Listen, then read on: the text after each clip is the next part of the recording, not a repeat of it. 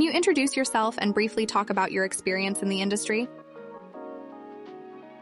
Hi, I'm Ricardo P Lloyd. I'm a British actor, writer, presenter, and producer.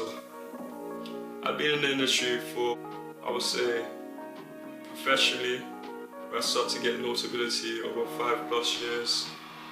That was from 2019 when I did my first play at a youth theatre called Excluded, and I worked with Mark Rylance, Shakespeare within the Abbey, and other projects.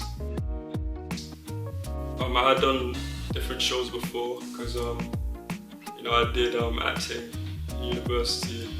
I have a first degree in acting, performing arts, film, TV and stage. So I did some professional shows while I was studying in university. And I also went to drama school as well. Drama classes which I attend on the weekend. But acting has been a journey from, I'll say from my teenage years is where I started to pursue it as a career, but even as a child, it was a way that I found a sense of escapism, being able to be something other than yourself, being able to kind of understand the world around you. It really gave me clarity and a sense of purpose and direction as a human being and as a young black man growing up. Most people will go to music or sports, but for me it was acting that really stuck with me. I've kind of spoken about this in different things that I've done before, whether it's been interviews or different stuff, but yeah, this is my journey so far with acting. Can you describe the BBC documentary you worked on in 2022? What was it about and what was your role? Yes, I can describe the BBC documentary that I did in 2022. It was entitled My Name is Ricardo P Lloyd. It was about the different experiences that many young black creatives and actors face, the challenges that we face just breaking into the industry in terms of casting, barriers in the industry itself, and just different systematic issues that affect us in the industry. When I did the documentary, it was because I had felt like I was hitting a barrier in my career, and I'm still facing some of the challenges today. But literally, I came out of the lockdown, which we all did. We all went through this pandemic period, and it was so challenging, the different stuff that we all went through. But my career had suffered. I wasn't able to kind of do things because of all these challenges and all this stuff. I had an agent for a while, but there was no work coming in, there was no auditions and stuff. And I thought to myself, there must be something more to this, more to why I'm facing these challenges. So the documentary was essentially me investigating and looking at some of the systematic issues and trying to get a better understanding of where I fit in as a young black artist in the UK, and some of the barriers that other people face and the challenges that goes on behind the scenes in the industry. What were your hopes for your career after the documentary aired? Well, after I did the documentary, what I wanted to happen is I wanted people to have a conversation regarding some of the systematic challenges that a lot of young black artists or creatives or actors face in the UK. And people were having that kind of conversation. The previous year, The Guardian did a massive piece on me and David Harewood, and the conversations were starting to be opened up, regarding race, identity, inclusion, and all these systematic issues within the industry. And I feel like my documentary that I did with BBC Radio 4 kind of was like a mark, basically. It was adding to the conversation that was starting to happen at the time. Yeah, so when I did the documentary, I presented it, I wrote it, and I produced it essentially. And it was very important that I was telling my story as a young black actor, which is very unique. It was something, you know. I'm proud of making a documentary, but I remember just going through so many challenges. Some of the challenges that I went through were a lot behind the scenes.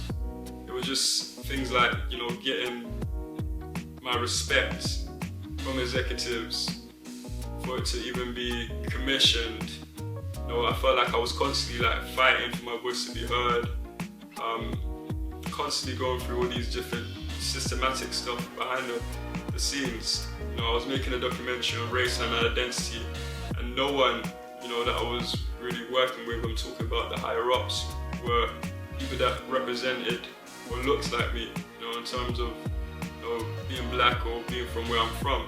You know, it's that whole kind of BBC thing, you know, it's very, yeah, I don't even want to, you know, go into all of it, but it was a lot. There's a lot of challenges that I was going through, and one thing that was very frustrating is that, you know, I had produced this work, literally, you know, I had sent out emails, I got the different people to feature on the documentary, I did all of that work, which is essentially producing it, and they didn't credit me rightfully as the producer.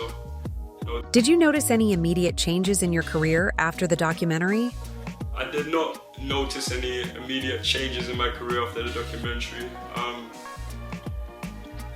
It was interesting because when I did the documentary, I then done a drama documentary, which was totally different, nothing to do with the BBC. So just after I completed it, I was then acting and doing different projects. What I would say is, you know, having any kind of BBC credits on your CV, you know, whether that is consciously or, you know, subconsciously, it does definitely help you. You know, it helps you in the aspect that you have, you know, BBC accreditation. But at the same time, you know, in terms of, or giving me other opportunities in terms of my acting career, I haven't been able to see those fruits. I haven't been able to see that. You know, I wanted to have that. I wanted to have people from the casting couch to directors, to writers, to producers, to actually essentially see me as that voice and kind of open up the doors for me and give me opportunities, and it didn't happen what I had hoped for. I feel like it was kind of done, and I feel like now there's a lot of talent coming through that is probably benefiting from the stuff that, you know, I did then, and, you know, others that use their voice, but I have yet to see that myself in terms of, you know, those leading roles or film and TV and all that stuff. I haven't seen that, and it's very annoying and frustrating because all I want to do is act. All I want to do is be seen and be heard. I want people to, you know, see my gift, my talent. I want to be able to tell meaningful stories. You know, I want to be able to entertain, you know, be a light, inspire. I want to be all those things, you know, and I do feel like I'm a leading actor. Not even I feel like, I know I'm a leading actor, but I just need those opportunities. And it's like the industry only selects the people that they want to select, you know, in terms of giving them the roles or giving them projects. And for me, I feel like sometimes, it's a lot of the times, it's the same faces that you're constantly seeing in projects. And that it's a culture that definitely needs to shift. There definitely needs to be a change in that. I'm tired, man. I've had to work flipping twice as hard as anyone else. It's not even twice as hard. I don't even think that's the right, you know, phrase what I'm saying, but I've had to really work and fight to get those things. And I've tried to help other people while I've been fighting. I can't say the same for some of these elders or these people. And I'm really annoyed and I'm frustrated, man. I really am. You know, I wanted to, you know, just say F all of this. Let me just have a normal life and whatever, but I feel like I have a responsibility and God has given me gifts for a reason. And I can't waste it.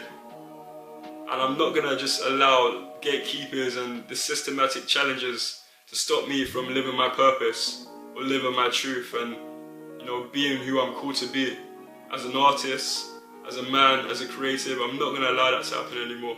You know, whoever needs to hear this needs to hear this. How has your career evolved since the documentary?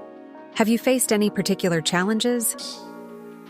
Yes. So how has my career evolved? The only thing that I'll say my career has evolved in terms of the documentary is that my profile has risen because of the BBC and these kind of accreditations. So yeah, it has helped my profile, but at the same time, I've faced so many different challenges and obstacles, whether that is people trying to take advantage of me because of my profile, whether that is agents. Yeah, it's been my biggest challenge. I lost an agent last year because she retired. She was with me for over 4 years. Since just before the pandemic, so 2019, 2020 is when I signed with her, and she retired. And she's been in the industry for like more than 20 years plus. It was a lot for me, but at the same time it was like a new life, a new energy. I had to find someone else, and I found these other people, and I sat down with them, and they told me all these promises that they can do for my career, and it just didn't happen. I'm constantly invited to places and stuff like that, as a public figure, and what I expect from my agent is to have that kind of working relationship with me, where they can help me and they can fight for me in rooms when I'm not there, to help me get those opportunities, especially for film and TV. And it just didn't happen, that relationship, and it was so annoying and frustrating because I had wasted over 5-6 months being signed, and I'm not really seeing the results, the fruits of the labor that I'm putting in as an actor, as a creative. So that was very disappointing this year. And then what happens, when you lose an agent, you need to find new representation. So you go through the motions and you send emails out, you get the rejections, you get, we already got someone like you in our books, we're not open yet, our books are not open yet, you're not quite a fit for us, or we wish you well, but no one's giving you like direct answers. So that's the annoying part. I just want to be seen and appreciated and respected as an artist. That's the number one thing for me. What specific frustrations have you experienced in trying to move your career forward? Again, like I said, I spoke about this quite earlier on, and I spoke about this in other interviews. The frustrations that I face is I feel like in the UK there's like these gatekeepers. People don't really speak about this, but people that are put in positions where they're casting directors, producers, whatever, who can give you what you need as an artist, whether that's the stories, whether it's the projects. But, they have their favorites, they have their people that they like, and they have only those people that they focus on, or they look out just for their friends. So there's a lot of nepotism and all of that stuff that goes on. So those are the challenges for me, and it's a lack of diversity. Yes, it's changing. We're seeing little programs come on now. We're seeing, these things on Netflix. We're seeing all these things like that.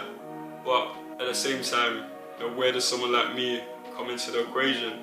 But has all the gifts, all the qualities, all that star power, all that it factor to be a lead. But where is the scripts? Where is the opportunities? These are the things that I'm talking about.